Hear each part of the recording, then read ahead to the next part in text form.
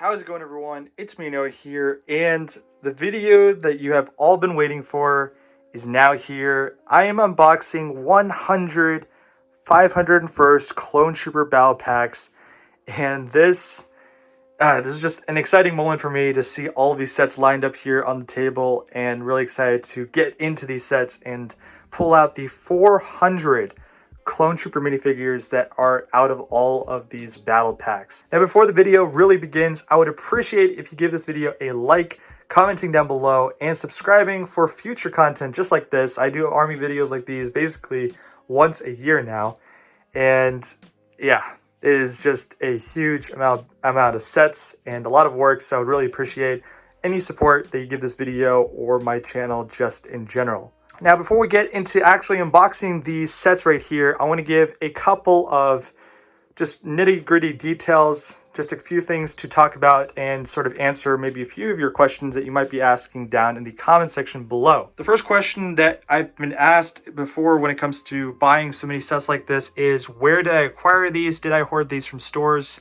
And I can gladly say, no, I did not. These were all acquired through an online seller, and I didn't go to any stores to get these sets, so the ability for people that are trying to get these from actual store locations is, still there.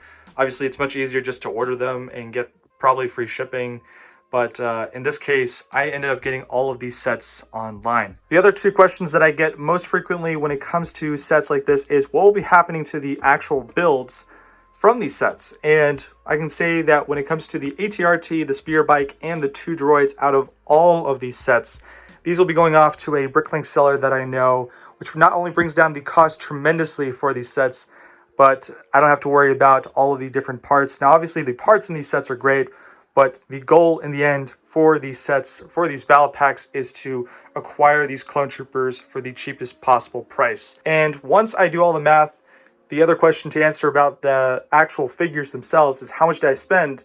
I ended up spending €2.20 per minifigures, comes out to about $2.50. And I think, factoring all those costs in, that is already tremendous.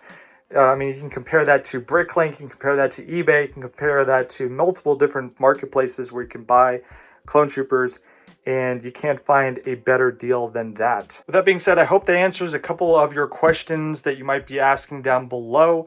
And without any further ado, let's go ahead and take all of these sets, unbox them, and get those minifigures out, put them on the base plates. So let's go ahead and get them out of these sets.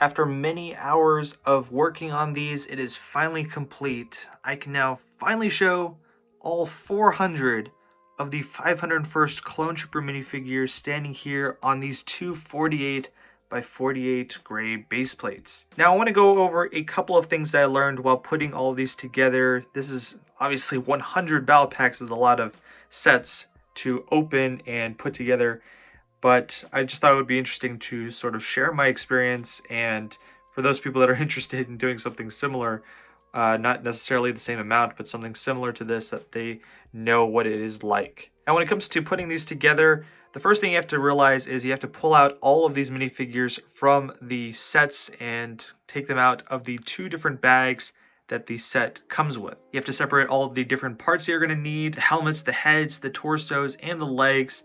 And then obviously for the jet troopers over here, you're going to need the jet packs, which also come in separate bags. Once you've done all of that, now it is time to obviously assemble the minifigures, and it can get very, very boring over time to assemble so many minifigures. Obviously, it's the same body, torso, and legs as you're just, taking all the 501st right here together. Putting 300 of them together is not only takes a lot of time, but also is very boring. So having something to watch nearby is pretty helpful when it comes to assembling these. And finally, when it comes to the time in total, it took about 6 to 7 hours to assemble all of these minifigures, putting them on the base plates, everything.